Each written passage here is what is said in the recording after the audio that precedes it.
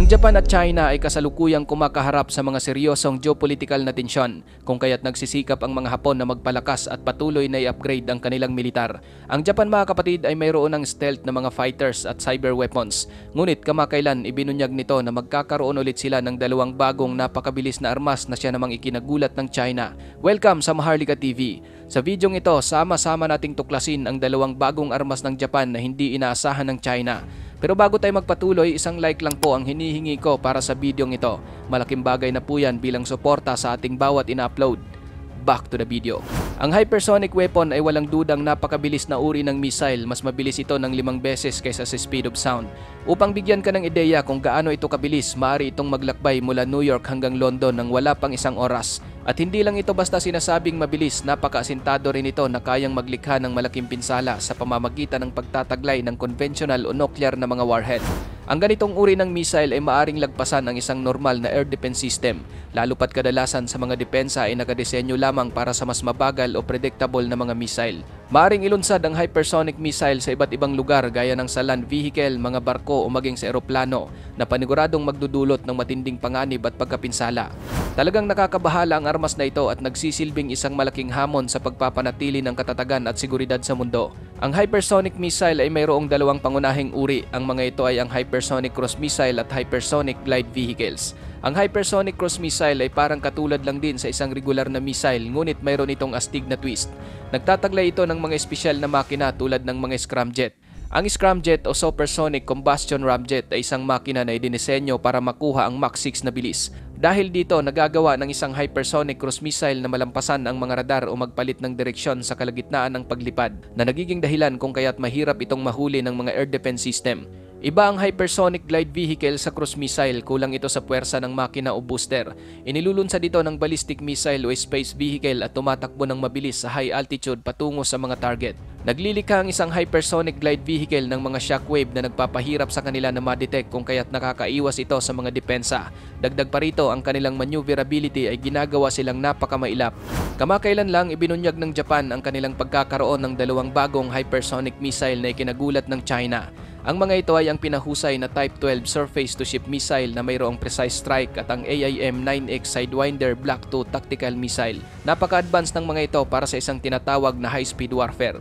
Base sa pahayag ng Ministry of Defense ng Japan, minamadali na nila ang deployment ng mga missile na ito. Sa 2026 pa sana ito madideploy pero binago nila sa taong 2025. Minamadali ng Japan ang pag-deploy dahil gusto nilang mapabilis ang pagpapalakas ng kanilang depensa dahil sa lumalaking banta ng militar mula sa North Korea, China at Russia.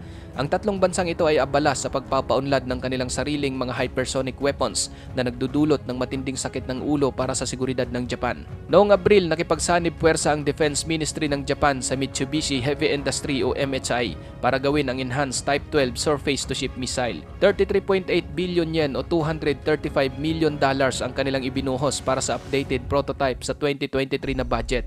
Ang kabuuang gastos para sa pagsasaliksik at pagbuo ng missile na ito ay tinatayang umabot sa 150 bilyong Japanese yen.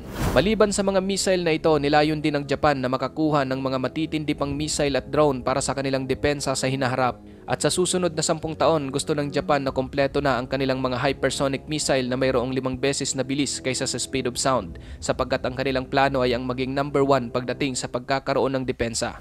Ina-upgrade ng Japan ang kanilang militar para harapin ang potensyal na banta mula sa China, North Korea at Russia na tumutuon sa pag-counter sa mga agresibong aksyon ng China, partikular sa Taiwan at iba pang kaalyadong bansa ng Japan. Ang mabilis na pag-unlad ng missile program ng North Korea ay nagdudulot din ng pag-aalala para sa Japan, lalo na ang mga missile na maaring umabot sa kanilang baybayin. Ngayon mga kapatid, upang matapatan ito ng Japan, ang kanilang Type 12 surface-to-ship missile na orihinal na may 200 km na range ay kanilang in-upgrade sa hindi bababa sa 900 km hanggang sa 1,200 km. Nangangahulugan ito na maaari nang maabot ng Japan ang mga target na mas malayo. Upang maging stealth sa mga radar ang missile, ang upgraded version nito ay mayroong modified shape na feature na may radar cross-section. Nagsimula ang plano sa pag-upgrade noong December 20, 2020 na naglalayong mapabuti ang missile performance at flexibility. Maaring ilunsad ang missile mula sa mga eroplano, mga barko o mga land vehicle. Nilagyan din ito ng kakaibang feature na kung tawagin ay up-to-date command. Ito ay nagbibigay daan sa missile na makakuha ng real-time targeting updates sa pamamagitan ng satellite communication habang nasa flight upang accurate na matamaan ang mga mobile target. Long-range missile ang gustong buhin ng mga Hapon noon kasing 2020 napansin ng Japan ang labis na pagpapalawak ng China sa kanilang navy sa East at South China Sea. Dahil doon, nakita ng Japan ang China bilang isang potensyal na banta lalo na tungkol sa pinagtatalunang Senkaku Islands. Ang extended range na Type 12 missile ay nagbibigay sa Japan ng isang kalamangan sa pamamagitan ng pagpapahintulot sa kanila na atakihin ang barkong pandigma ng China mula sa isang ligtas na distansya at malayo sa mga Chinese anti-aircraft missile. Noong December 2022, gumawa ng malaking desisyon ang Japan bilang bahagi ng kanilang National Security and Defense Strategy. Gusto nilang magkaroon ng counter-strike capabilities. Ibig sabihin, ang kakayahang lumaban kung may isang bansang aatake sa kanila. Ayon sa gobyerno ng Japan, ito ay mahalaga para maiwasan ang mga pagsalakay. Layunin lang umano nila upang makaganti sa anumang pag-atake sa kanilang mga lupain o interes. Naniniwala ang Japan na ang pagkakaroon ng ganitong kapangyarihan ang pipigil sa mga potensyal na pag-atake ng kalaban. At upang mapalakas ang counter-strike capabilities na ito, ang Japan ay kumuha ng advance na mga missile mula sa Amerika. Kamakailan lamang sumang-ayon ang US na magbenta ng 400 Tomahawk missile sa Japan. Ang mga ito ay isang uri ng long-range cruise missile na lumilipad ng mababa at accurate na tumatama sa mga target sa range na 1,600 kilometers.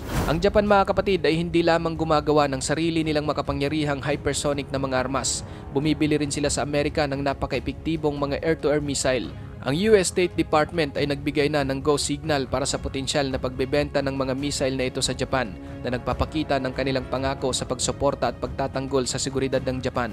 Noong December 15, inaprubahan ng Amerika ang foreign military sales ng dalawang uri ng air-to-air missile at mga related equipment na nagkakahalaga ng $224 million. Ang nasabing missile ay ang AIM-120C8 Advanced Medium Range Air-to-Air Missile o AMRAAM. Isa itong advanced all-weather missile na mailulunsad mula sa lupa at hangin. Ipinagmamalaki nito ang mas pinahusay na active radar guidance at data link para sa pakikipag-ugnayan sa maramihang malalayong target. Kukuha rin ang Japan ng AMRAAM para sa kanilang Air Force at nakakuha sila ng Norwegian Surface-to-Air Missile System na katugma sa AMRAAM. Ang iminungkahing pagbebenta ay kinabibilangan ng 120 pirasong AMRAAM, kabilang ang Captive Air Training Missile para sa pagsasanay at iba pang mga equipment. Ang pangalawang missile na ibinibida ng Japan ay ang AIM-9X Sidewinder Block II Tactical Missile. Isa itong infrared air-to-air missile na bahagi ng isang Sidewinder short-range missile family. Ang AIM-9X ay isang maliksi na missile na tumatama sa mga target gamit ang infrared seeker at data link. Maaari itong gumana sa mga ground-based launcher tulad ng NASAMS at iba't ibang aircraft, kabilang ang EA-18G, FA-18C at D, F-15, F-15C, FA-18E at F, F-15E, F-16, F-22 at F-35. Kabilang sa kukunin ng Japan sa US ay ang 44 na AIM-9X missile kasama ang lahat ng mga kinakailangang kagamitan at serbisyo. Ang pangalawang pagbebentang ito ay nagkakahalaga ng $59 million kasama ang 29 pirasong AIM-9X Sidewinder Captive Air Training Missile o CATM para sa pagsasanay.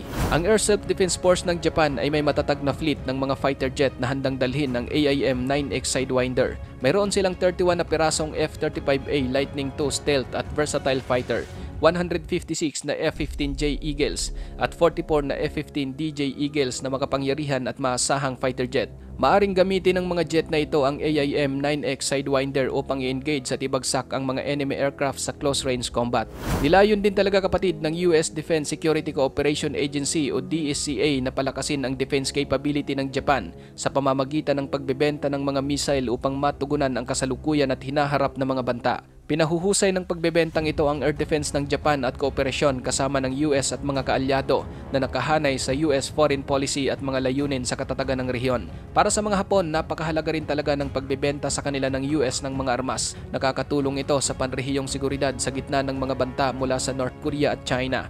Sinisiguro rin ng Amerika na ang pagbebenta nila ng mga armas ay hindi makakaapekto sa military balance dahil para sa kanila at sa Japan, ito ay isang estratehikong hakbang ng Japan para sa kanilang pagtatanggol at katatagan ng rehiyon. Ikaw, kapatid, ano ang masasabi mo sa hakbang na ito ng Japan? Para sa iyong opinion, i-comment mo na yan sa ating comment section sa ibaba.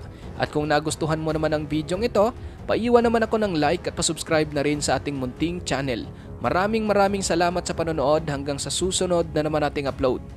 Peace out!